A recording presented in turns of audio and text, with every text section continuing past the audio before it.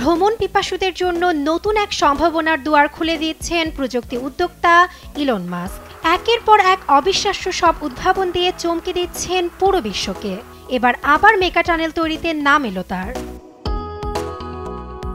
আকাশপথে নিউ ইয়র্কে যেতে যেখানে সময় লাগে প্রায় 7 ঘন্টা, সেখানে এ সময়কে কয়েক গুণ কমিয়ে আনতে পরিকল্পনা চলছে বেশ কিছুদিন ধরেই। ট্রান্স আটলান্টিক টানেল দিয়ে ভ্যাকুয়াম প্রযুক্তির ট্রেনে চড়েই অল্প সময়ে পাড়ি দেওয়া যাবে এ পথ, যেটি তৈরিতে আনুমানিক খরচ ধরা হয়েছে $20 ট্রিলিয়ন।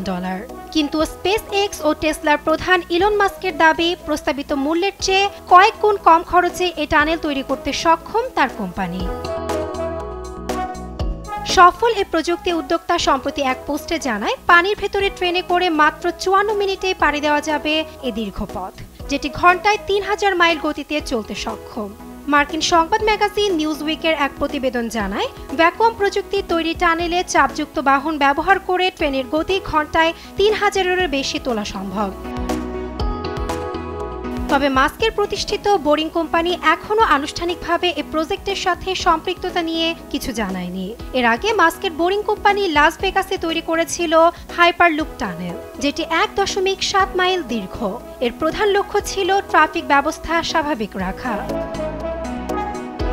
তবে ট্রান্স আটলান্টিক টানেলের সবচেয়ে বড় প্রতিবন্ধকতা সময় ও নির্মাণ ব্যয়, যেটির সম্ভাবনা নিয়ে কাজ করছেন বেশ কয়েকজন গবেষক।